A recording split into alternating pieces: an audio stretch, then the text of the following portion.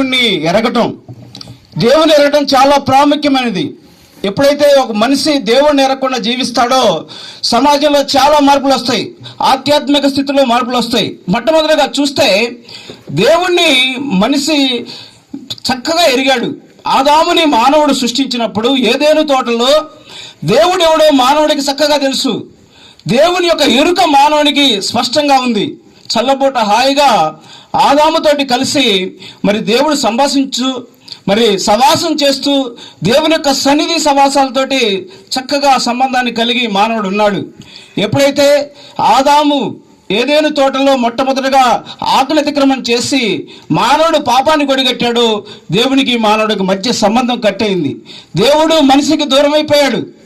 అప్పటి నుంచి ఈ స్థితిగతులు, సమాజం యొక్క స్థితిగతులు, ఆధ్యాత్మిక స్థితిగతుల్లో మార్పులు రావడం సంభవించింది. సహజంగా దేవుడే మనిషిని సృష్టించాడు. మనం ఒక్కరం ఆలోచించాల్సింది ఏంటంటే ప్రతి ఒక్కరిని దేవుడు మనల్ని ప్రత్యేకంగా సృష్టించాడు. ఆదాముని సృష్టించిన విధానం బైబిల్లో చాలా క్లియరు. దేవుడు మనిషిని చాలా విలువైనగా వాడిగా తయారు చేశాడు. దేవుడు తన స్వరూపంలో చేశాడు. ఆయన యొక్క భావోద్రేకాలు మనిషికి ప్రాప్తించాయి. ఆయన యొక్క మంచి మనిషికి వచ్చేసింది. ఆయన యొక్క ప్రేమ మనిషికి వచ్చింది. దేవుడు ఒంటరివాడు కాదు, త్రియేక దేవుడు మన దేవుడు.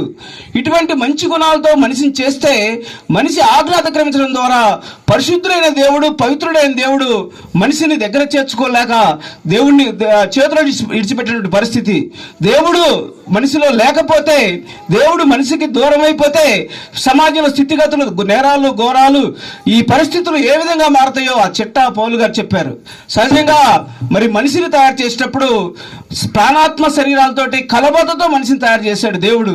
శరీరం ఉంది, మనకి ఆత్మ ఉంది, అదేవిధంగా ప్రాణం అనేటువంటి 3 భాగాలతోటి ప్రాణాత్మ దేహాల కలయికతోటి చేశాడు. శరీరం, మన యొక్క భౌతికమైన శరీరము ప్రపంచంతో కనెక్ట్ అయి ఉంటుంది. దేవుడు సర్వ సృష్టిని చేసి మానవుడికి ఆ సృష్టిని ఏలమన్నాడు. అంటే సృష్టిగా శరీరంతో తయారు చేయాల్సి వచ్చింది. సృష్టిని పరిపాలించడానికి శరీరంలో పంచేంద్రియాలు అనే భాగాలు ఉంటాయి. కన్ను, ముక్కు, చెవి, నాలుక, చర్మం, ఇవన్నీ కూడా మరి కంటితో చూడగలుగుతాం, మరి అదేవిధంగా చెవులతో వినగలుగుతాం, చర్మతో స్పర్శ, నాలుగుతో మరి టేస్ట్ చేయగలుగుతాం. భౌతిక ప్రపంచాన్ని ఈ పంచేంద్రియాలు ఆపితే భౌతిక ప్రపంచంతో కనెక్షన్ మనకు కట్ అయిపోయింది. ఈ భౌతిక ప్రపంచాన్ని ఏలమని ఒక సామంతరాజుగా మానవుణ్ణి చేసినప్పుడు ఈ భౌతిక శరీరం ఇచ్చాడు. ఈ భౌతిక శరీరంతో ఈ లోకాన్ని ఏలాలి, మనం సమస్త సృష్టిని ఏలాలి. సూర్యచంద్ర నక్షత్రాల కంటే, మరి జంతు జాలాల కంటే మానవుడే మరి దేవుని యొక్క ప్రతిరూపం, దేవుని యొక్క స్వరూపం. ఎప్పుడైతే ఆజ్ఞ అతిక్రమించాడో మరి భౌతిక ప్రపంచం సంబంధించి భావోద్రేకాల్లో మార్పులు వచ్చాయి. అదేవిధంగా మరి ఆత్మ ఉంది. ఆత్మ టు నో ద గాడ్, దేవుడిని తెలుసుకోవడానికి ఆత్మ ఇచ్చాడు దేవుడు. ఆత్మస్వరూపి కాబట్టి దేవుడు తెలుసుకోవాలంటే ఆత్మతోనే కనెక్ట్ అవ్వాలి. ఆత్మస్వరూపైన దేవుడిని మనిషి ఆత్మతోనే కనెక్ట్ అవ్వాలి.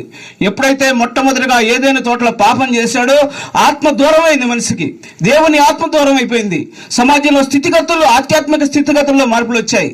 ప్రాణం మనల్ని మనం తెలుసుకోవడానికి, ఒక స్పృహ కలిగి మనల్ని మనం అర్థం చేసుకోవడానికి ప్రాణం మనకి ఇచ్చాడు దేవుడు. ఈ భావోద్రేకాలు కానీ, హృదయ మనస్సు కానీ, మనస్సాక్షి కానీ, ఈ విధంగా రకరకాలుగా చెప్పుకుంటే అవన్నీ కూడా దేవుని స్వరూపంలో చేయబడ్డాయి. మరి ఈరోజు ఎప్పుడైతే ఆదాము ఏదేనో తోటలో మొట్టమొదటిగా బీజం పడి పాపం చేశాడో ప్రకృతికి దూరం అయిపోయాడు. భూకంపాలు వస్తా ఉన్నాయి, అగ్నిపర్వతాలు పేలుతా ఉన్నాయి. భూమి కన్నేరా చేస్తే మనిషి ఎటైపోతాడో తెలియదు. మనిషికి ప్రకృతి ఎదురు తిరిగింది. మరి అదేవిధంగా మరి దేవుడు దూరం అయిపోయాడు. పండు తిన్న దినమున నిత్యముగా చచ్చెదవు అన్నాడు. అంటే పండు తిన్న దినమున ఆధ్యాత్మికంగా మనిషి చచ్చిపోయాడు. 930 సంవత్సరాలు ఆదాము భౌతికంగా బతికినప్పటికీ ఫస్ట్ సపరేషన్ ఏమైందంటే పండు తిన్న దినమున ఆధ్యాత్మికమైనటువంటి మార్పులు ఉన్నాయి. దేవుణ్ణి తెలుసుకోకుండా ఎరగనట్లుగా మనిషికి దేవుడెవరో స్పష్టంగా తెలిసినప్పటికీ మనం ఒక వ్యక్తితో మాట్లాడేటప్పుడు మనము తెలిసిన మనిషిని కూడా ఎరగనట్లుగా యాక్టింగ్ చేస్తాం. దేవుడి పట్ల అదే మానవుడు చేస్తా ఉన్నాడు. దేవుడిని కాదనుకున్నప్పుడు, దేవుడిని దూరంగా పెట్టినప్పుడు, దేవుడికి దూరం అయిపోయిన మానవుడు ఏం చేస్తా ఉన్నాడంటే ఆ ప్లేస్ లోకి ఏ విగ్రహాన్నో లేదా ఎటువంటి నిర్జీవమైన వస్తువులను, జంతువులను, పురుగులను పెట్టుకొని దేవుడిగా భావించి ముందుకెళ్తున్నటువంటి పరిస్థితి. ఆధ్యాత్మిక స్థితిలో మరి మార్పులు వచ్చాయి. వీటన్నిటికీ మూలం ఏంటంటే దేవుడికి దూరమై మొట్టమొదటిగా ఏదైనా తోటలో బీజమైన పాపం. మనిషి ఎంత స్పష్టంగా చేయబడ్డాడు, ఎంత విలువైనగా వాడిగా చేయబడ్డాడు.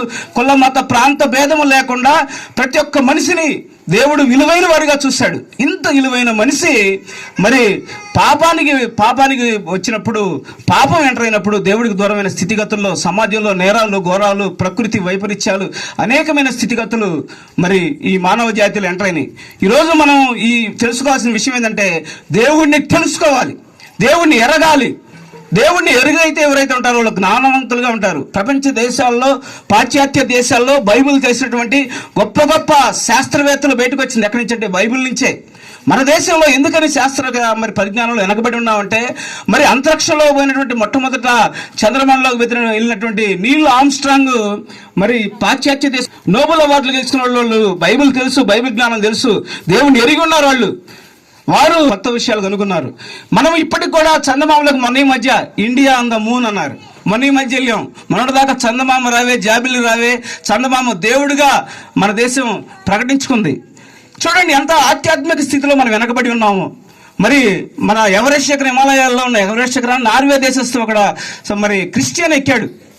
అక్కడ మనమైతే అక్కడ దేవుడు ఉన్నాడని భస్మం అయిపోతా ఉన్నటువంటి ఒక రకమైనటువంటి భారతదేశంలో క్రైస్తవ దేశంలో నార్వే దేశస్తుడు ఎక్కడో టెన్సింగ్ నార్కే అనే జీకే క్వశ్చన్ ఆయన ఎక్కాడు హిమాలయ పర్వతాలు. ఈరోజు మనం ఆలోచన చేస్తే దేవుణ్ణి ఎరగడం చాలా ప్రాముఖ్యమైనది. ఎప్పుడైతే దేవుణ్ణి ఎరుగుతామో, ఎప్పుడైతే అక్కడ రోమా పత్రికలో ఎరగినట్లుగా ఉన్నట్టు మనిషి ఎన్ని దుష్పరిణామాలు, వారు కృతజ్ఞతాస్తుతులు చెల్లించలేదు, వారిని దేవుని ప్రేమించలేదు.